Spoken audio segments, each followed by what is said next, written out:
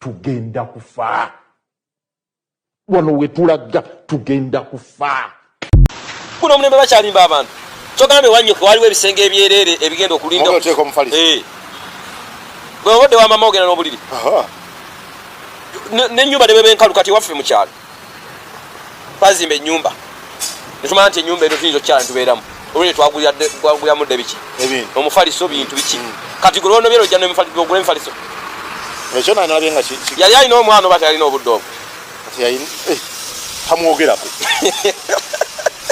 tuzatekagatta bujingo sente z'abantu muziwe ekitiibwa bannange ezo sente zemuliko ku tv z'abantu bantu ffe twasonda tv eyo sente zaffe muziwe ekitiibwa omata omwana tamwogerako yalina omwana obudde obwo omwana yali abeerawa kubanga bwabanga x gwagerako oyo gwogambye kitegeeza yajja omwana waabe ye yadda ku taata bebe kakitegeeza mu sitole ye mwandibaddemu omwana tingambeera n'omwana wange nenkwata omwana wange netugenda n'emmere yonna gye yatugulira n'egimuddiza wadde bujingo yagambye omuntu alivayo nayogera nti namuyisabo biki n'emmere yagamba nti n'emmere gye yalya agyegoge olumva kakati siza naye emmere agyegoge kubazzayo bintu bya x nga tayogera ku ngoye x ze yamugulira nti yazookya MC Uncle Bin ya YouTube channel y'omukulu ono genda subscribing likinga zigira n'abalala mugende yateekateekayo ko kawaka bakuba mubuuziza n'ensonga lwaki ali slow nanga nti amaanyi ali tanafuna n'obunkenke ayekengera buli kyasanga mu kkubo naye nga teekayo abantu waka bamwetaaga ngenda bateerayo tetunnatandika na kusoma butabo lubale ku musumba emisege mu kyaki Ezeberiya tulina okusoma ne ku Ezeberi Ezeberi yani mukazi yawamba obufumbo bw'omukazi munne mu Bayibuli oba yali kabaka ki mulaba nnyo mu comments yabba obufumbo gwali muzimu gwakwata ku mukazi nabba obufumbo bw'omukazi mu lubiri oba nabagereka wa kabaka oyo ne kibabe maaso ne kitabuka mukazi nadda ne bimukyukira one yabba oliyo gwe babbako nadda towooza Ezeberi yo Ezeberiya kati ona akatabo kabata Ezeberiya Ezeberiya ani abwandika nina gundi ki general meeting yaddi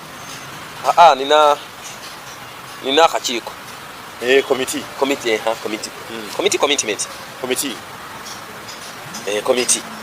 nina committee ekola kugwa obutabo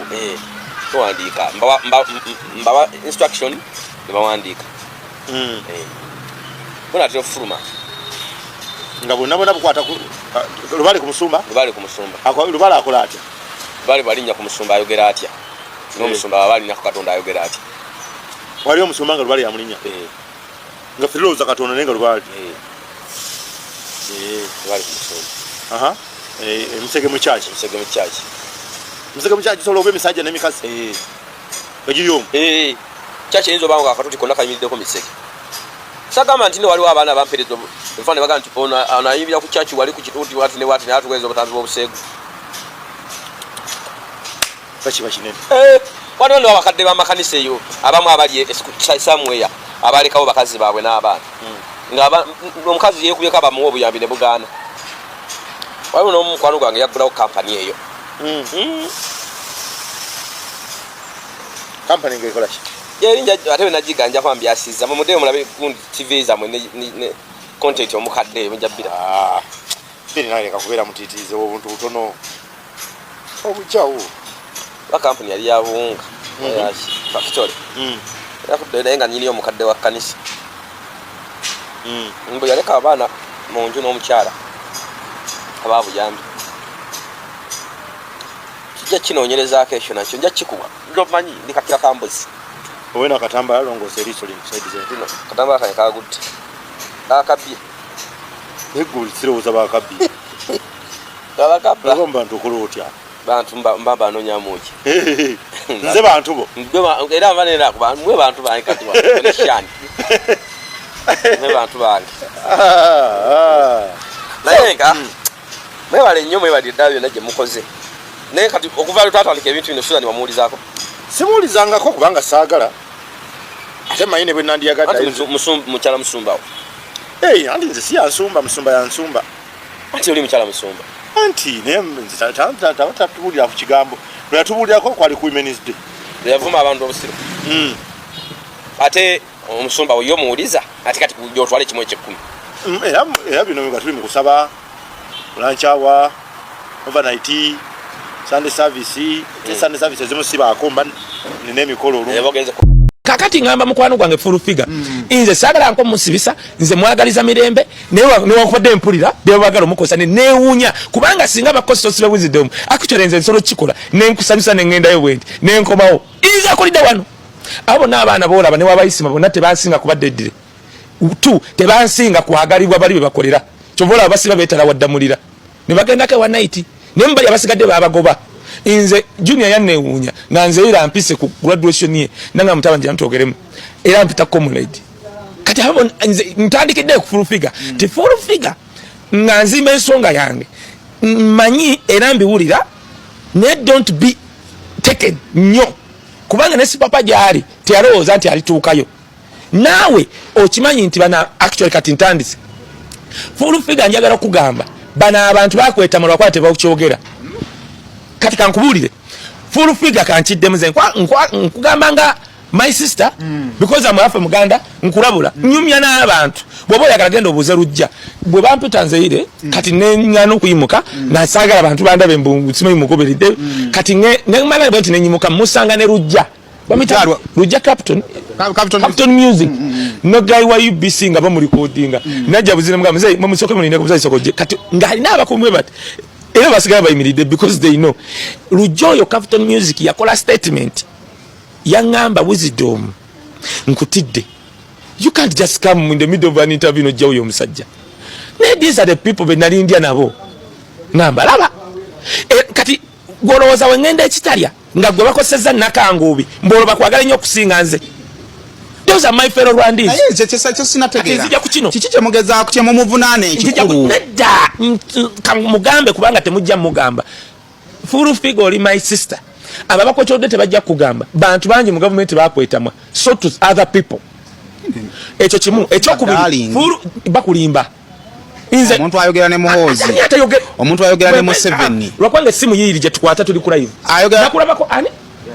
abeera nnyo mu State House kati kankubulire mu Uganda waliwo omuntu agamba nti amane banga tabi ku Museveni kati kankubulire olwo n'abaaki bikono uliriza mpuliriza bwe bagambanga nti olabye nze Katonda okunjako kyennyina bantu bangi nnyo baagala even to pick a phone bwe nti njogereko ne Mozi because nze nagamba bana Uganda bw'olabanga akalulu nga kuliko Bobi Wine ne Muhoozi genda otembuzi endiga oba embaata olye manya Uganda egenda kukyuka Bobi Wine nga ze ne Muhoozi ku ballot paper anti waliwo gwe baba bagenda okuba akalulu n'enkoona mwogerako mwogera bwogezi kiki ekibaletera okugamba nti nno Makula muzibu ng'alina obusobozi obukwata emmotoka FX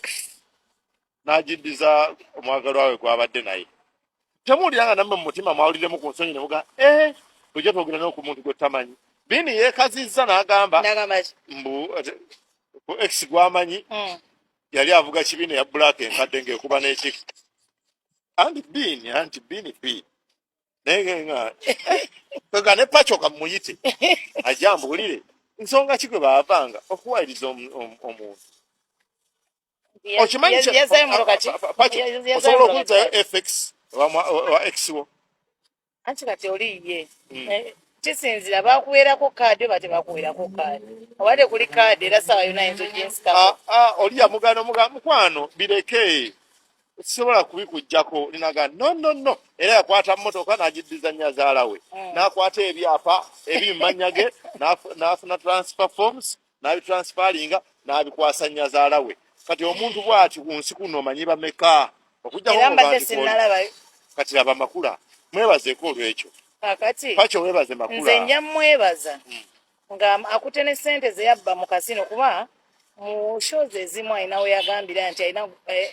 oba yamu oba yamubbako oba something like that ayina engeri gye yakolamu statement ye ayina mbwe yamuwa miliyoni 2 mu kasino kaakali n'omulala kasino waddi abazannya kasino gyeyali akola Pacho katogera kunnomya mutwe naawe yali akolanga mu kasino ani akola mu kasino Suzanne mukyala Musumba ye mwe yali alyoka alumba media yava mu kasino kati waliwo yasooka omuwa mukyozi ze yakolanga ezo waliwo program gye bakolanga abasatu ne anti so n'anyumya lumu nti ye waliyo ogenda okuva mu kasino waliyo omusajja omu yamuwako $2,000,000 then okuviirayo ddala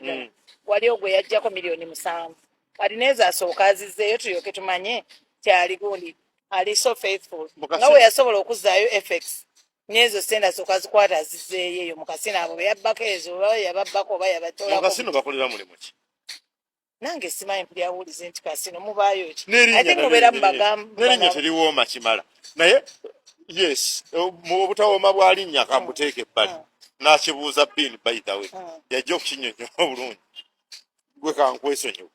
naye emirimu gye bakolera mu kasino eŋŋamba kyenterekedde Bin kyalinnya gwe ekyomanyi wabeerayo kuzanyirayo zaala bazanyirayo zaala nze kyemmanyi waliyo ekirala muwala wo wakeera nkyanaga nti enkola mu kasino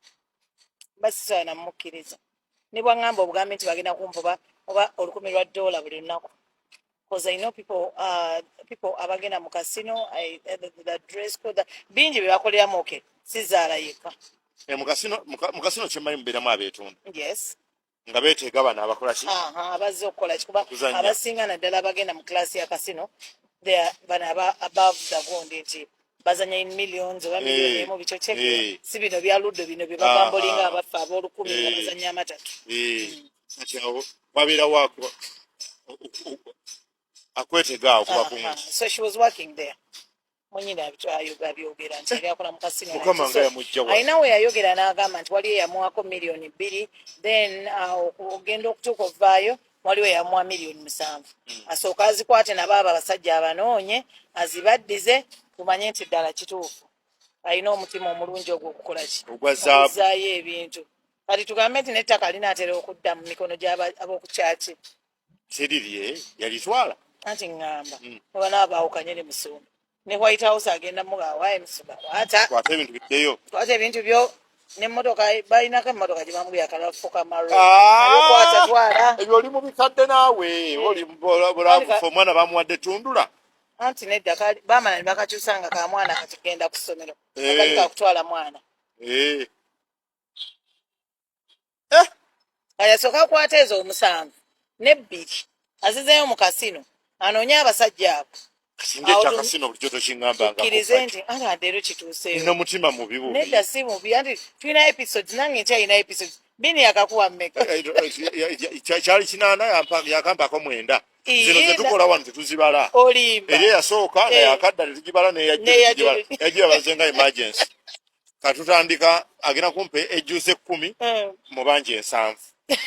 naye tugenda kwanguyanguyako maaso akubanga naye kyogane binda gama hotel yali akozeko mu kasino takyogerangako so she has been working there, she worked there kati nze okukkiriza byonna byayogera neeyo obujulizi bwe butambule bulungi kwata $2,000,000 ze wajja ku musajja yasooka mu kasino n'omusanvu gwe yayogerako nti waliire esimayo bayazimu oba yazimubako oba yazikola atya nazo azikwata azizzeeyo tumanye nti ekale oliwo aba yamuwa omusanvu oba namu 2 size $9,000,000 azikwata azizzeeyo mu kasino abanoonya abaddiza ebintu byabwe kuba naawe ndooza tubabalemu muba x ebimu ku byenkumanyiiko by the way siri nnyo muntu mwangu nnyo wakukyaza abantu basifu sirina budde butuula nabo njaga nnyo okugenda n'abantu abagezi yemu ku nsonga lwaki enkuddingana oli mukyala mugezi era kyebalize nnyo Katonda njagala tugende mu Buganda Land Board bwe mba nkyusa ekyapa nkizize mu mannya go that's a direct transfer n'okiba kya Buganda direct transfer kitegeeza olina okuleeta akafaananyi kooli kenkizamu ne signature n'endaga muntu omusiru yabalimbye kuba nti mulya kyanca yagambye nti maama w'omusajja yagaana nze nengenda nendeta lawyer nenkiza mu mannya ge Gasiya the question signature y'omwana yagizza signature ya maama yagaana wagijjawa ndaga muntu wagijjawa n'akafaananyi ke alimbe mu abatalya kyanca Nsumba nina obujulizi mama wange yayinza ojjulira ne mama wa ex wange naina ex yangulire emmotoka gye nasooka ovuga mbulamu toza ne fex nangulire ettaka side ye Masole kati ng'akola na mu government bikiwe bityo yali agende bweru bamuwadde scholarship okusoma ne tugira ne tumanyi tufunamu obutakkaanya ne twawukana si mbubi ne mugaya kati ebintu mbiteekawa okumanyisa ima obwongo bwamwe bunafu yagambye mbunembyejjako mwerabirire ddala Gasiya lwaki omunyumyako kitegeeza omujjukira Lawrence gwe wakalichetingako fraction banange x squared minus y squared equals ekibuuzo wuliriza sha oyo gwe mmanyi gwe bakuba ne machacha ana gwe wuliriza oyo be x be bangi nze nali manya ayagala Martin nze yangamba nti ne baganda besibango wali omuganda wali kaleerwe alinawo baka sibatabule banga yanyumizangako byabo tebajja kutabuka tebasobola kutabuka obuntu butono nnyo nga butabula omuntu babutono katono kati muganda mukazi waina oba mumita musawo wayi musandiza musawo ali awo kaleerwe waina ne busako sako mbona ye mulogo nnyo era tebakwataga oyo musawo bwawasuza n'ekintu kiri baganda bitata yomu kigeza wakawa waliwo obulogo bungi kati ate waliwo naliko ku live emu mukamwana najja nangamba mbu yakolanga tata Susan abamu kubakola wali muhanjula bamwala waliko omusajja omumpi simami basembo bamitani mbo basamiriranga waggulu ngadda mu centro bwebange sabo lyabwe mu centro yewa centro kyebando waliwo neki bobo ya mukabooti waliwo nekiyuba kati kyafuuka kifulu kwabanga wakasomera awo bwe basamiriranga mbonno alinga kudda mpulize recording zaze naze na recording nga Susan ndabe zate waliwo eyangamba ti yamanyi ati kinzijidde na luvanyuma nale nakyogera ko walinga tukyali kugundi kuba x alwe yangamba kanyanya ku muziki simanye kanyanya awo waliwo kuba eryambuka eyo waliyo omusawo muganda message yino Dirisa oba muyite Edirisa musawo muganda ali kanyanya oyita ku police nodda mundaawo katono oyo yalibba wa makula era muzalamu omwana naafa Basuzani yangata janga mu mbuto nenga banenga alimba zine gundi Basuzani yangamba ko ndiyo yabirire wavuki nga Suzani afunyo yavudemo olubuto musuvuki namujjanjaba buki omanyi ndaba mulabe ndagamba no yabawa makula nembo ulagambo Dirisa oyita musawo muganda mbweta okanyanya ku police nodda mundaawo katono muwali musawo muganda mugundiivu nembu yaliko bawolo nanti bintu batabawereza ze sibesiga amba abalimba ani gwe wesiga kati gwe yesitukidde tonywa matabangufu ne bano sibesiga oba ina kugenda Dirisa wenyine oba tunonye Dirisa atubulira amasima tuna kunonya ku Dirisa netani ko tunonya buli muntu ayogerwako ngenda kunonya Dirisa oyo nonyeza x oli go ngambi enkati x ngena hatie ali era tajja kukiriza muwayiriza bwibanga bifu tasobola kukiriza nye Eriki munonyezeeko omumpenzi nja kumufuna kubanga yagoberanga nyewe mu impact tolwawo nno wakati abantu nino bibazaako sole nga bakyajijjukira bulungi eya x oyo gwe yadize ebintu ne kati wajja naga nti nedda tebabiziriza nga tumunoonya omukyala tumuga lwaki owayiriza omuntu kati kusuza nije abasoka tubulira x ki batuyinza okwesiba kuono ng'alina x omulala ng'osanga yipasita kakande ekyawe kikitabeddiranger gwe waŋŋamba nti yakolanga ati ŋŋamba damuso alya munswazi nsumba alya mundikazi tovoola bantu omanya tovoola tujabuuza gundi kati yasinga okumanya wino pasita gundi luwagga owomulufule kaleerwe tusanti tumanyi bali baziba nekyaki eyo abaayokko kusenda abaayokuse ekirungi nnyo yasinzo naye nga tujja kumunoonya kuba pasita lwaga yayina ate bwino nnyo kubanga yakalaba kato kakyali kati gwe muli ogamanino kyekyatte enkoko dogo lya senga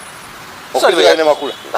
anti bakuba buzibu buli ate kati bwentandisa okufuna nti makula bwajja n'ayogera ebintu obiwakanya noga nti alimba kati oba ogamba nti naalimbye kati gwe okakasota nti ye byeyakunyumizanga byabanga bituufu naye byasobola okuba nga yalinga alimba anti nze obujulizi nabufunanga mpayo ekimu kyenakunyumiza ntuga nti nayinza okuba no yalimba kati ekyo ekyokutemako omulala omutwe omulala okujja n'atema kubanga era omulongolo ataliiwo kale tuli ya muganda Sudan ye yafa n'asimbula emmotoka mu lujja lwabwe ng'akaana kazanya n'akaani nnyo omutwe ne kabya ne kafa tewali yamanya akaana olweggo ne bakalaba nga kafu mu famire wali ofunyemu ku mikwano kuba wabeeranga kumpi nnyo naye ate mulimu emikwano mulimu abantu noyo yayozanga engoye teyali mukwano gwe olwo Robert omusirikale abasikali yayozanga engoye ewaboda twanyumyanga bunyumya ne tulekaawo n'omwozesa naawe engoye aze naye sanga asikali omulala w'owaka ono nga yoza zamami na daddi kuba twaziteekangawo ne tuzinyika ebibafu nga mukaali za wiiki oli najja nayoza zonna kuva ku empaka ku si oluusi najjanga n'emmere oluusi najja n'asibako emmere egenda ekyebanda Okay, kati mu bufunzo otegeeza nti gwe byowulira wamala n'obinonyezaako ebimu namanga n'embinonyerezaako nga bituufu ebimu binasobola byabanga musobozi bw'okunoonyereza kwange kubanga nze saagala nnyo twala bintu bifu saagala njala nnyo obujulizi nobeanga kimu kyekakasaako when it comes guli omulimu gwa useful idiot aina kyabakoledde ne bano abantu tebasiima n'otwala oyo mwana Lawrence basami abakoledde never kusiima kati obola ngamba Furufiga mwanyinaze bw'oba ogenda all the way werekeramu for example kati kangugereze bukedde kale wavaayo uliriza sako sirikanyira kyendizimba saba wotubera ku Saimo official muganda wange waberawo bamanyi ne wankubadde waliwo abalaba bajja bakwebera ne tubagumiikiriza kubanga tubagumiikiriza naye mbadde ngamba nti ovudde ku bukedde n'ogamba negoba ne sootu n'ogamba negoba ndina ku katono nnyo nzija ku sootu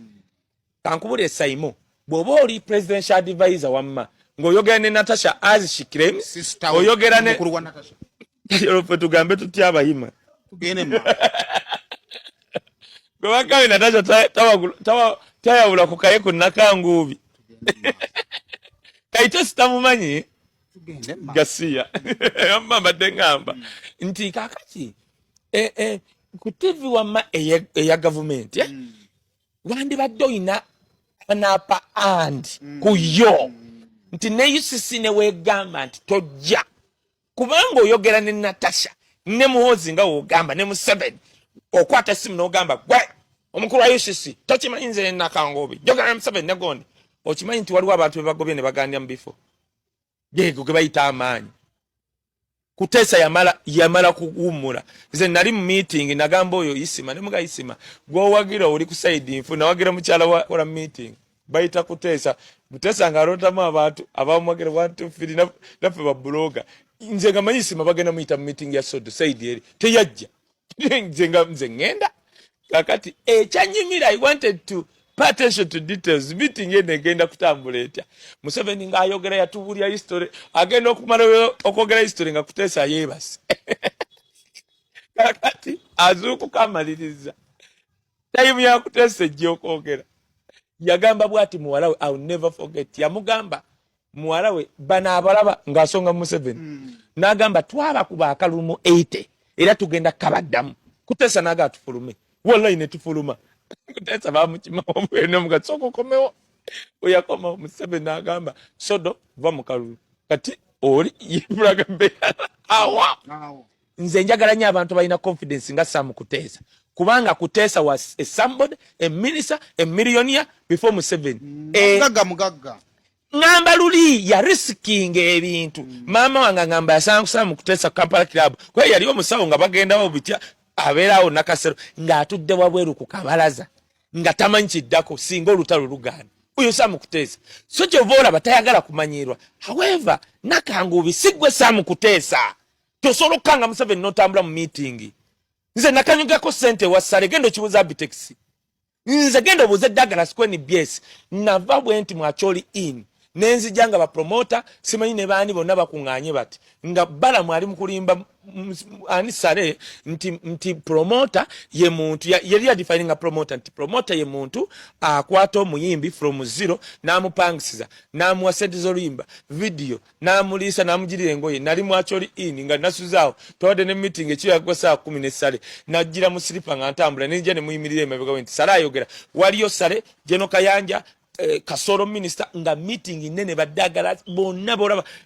studio twaha ojo mubuze owa South Africa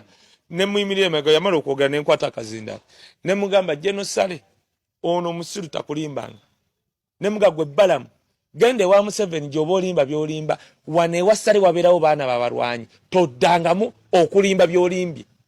kati mbanjogera Jeno Kayanja Roza ngendo bakuba sale gundi ekikonde nayimuka bwati ngali kubunkeke gendo buzaba buza twaha mukwano go ya studio owa South Africa ne mugamba Jeno Kayanja tuula ono nzisola kulwana naye ono mukube ngumi emu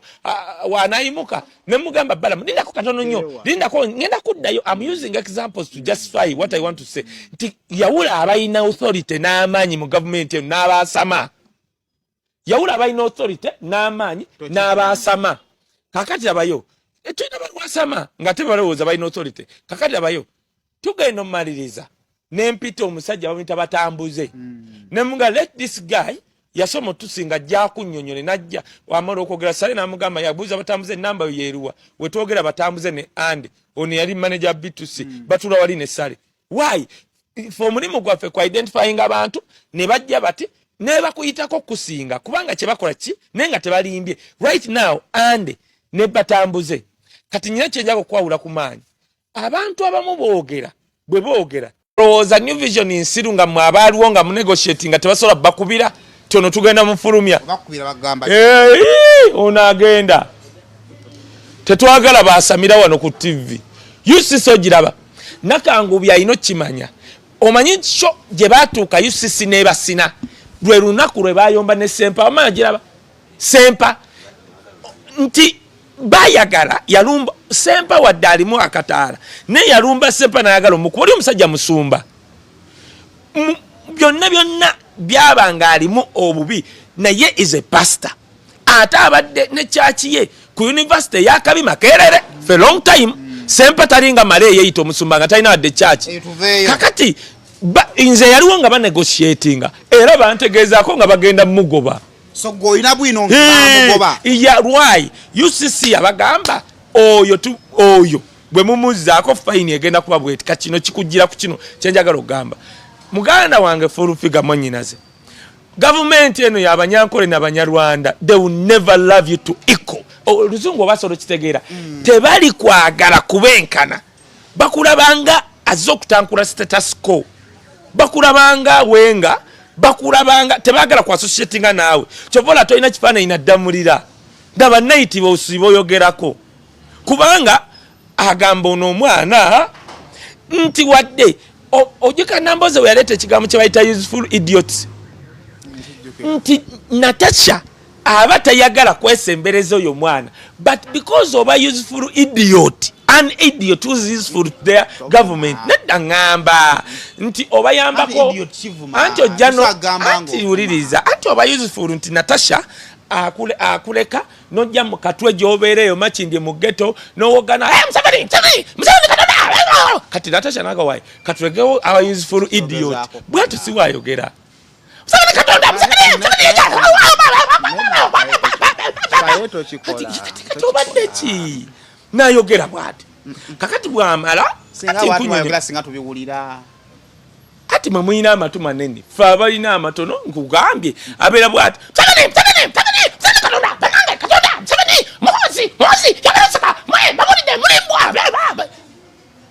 Natasha watuula bwana ati kakati kakati akaana ke baalinnyalinnya ke baakuba kalamu n'olwaleero naye nkubulira ekyabaawo abantu baakyawa kye bayita meiti oli ali ku kacyano asesema buli lunaku naawe n'obeerawo n'oli ebisesemye kyobula babikwonoona munda kubanga teri bisesemye birimu bulamu ozi pastor ogambye abantu baakuba meidi lwa meidi omwe yakola ensobi kananka gambe kino pastor abantu abasinga baakowa obulokole baakowa bapasita baakowa kanisa z'abalokole lwa pastor omwe yakola ensobi eyali pastor wa Kananirandi eyadda ku kituuti n'avuma basumba banne n'avuma kanisa za banne oyo pastor yali pastor wa Kananirandi yete abantu okukyawa eddiini y'obulokole n'abalokole ne bapasita kino kyogerako ekyokusesema pastor gwe musomesa w'okusesema olaba waddanga ku katuuti n'osesemera mukazi wo endiga zo ne zirya n'osesemera abaana b'endiga zo ne zirya n'osesemera bapasita banno abalokole banno n'obasesemera endiga ne zirya kati ate ne bano abasesema b'ogamba basesema baava wuwe kitegeeza gwe wabatendeka baali bakozi bo kyova bakusesemera gwe wabasomesa okusesema kyova olaba opangisa ne bano bafulu figa badde ku TV obasesemera abantu ate nawe n'ovaayo n'ogamba nti abantu basesema nga gwe tica abaana kyekyo wabasomesa wali badde proud okuba nti abaana basomesa ne bakwata bawe ne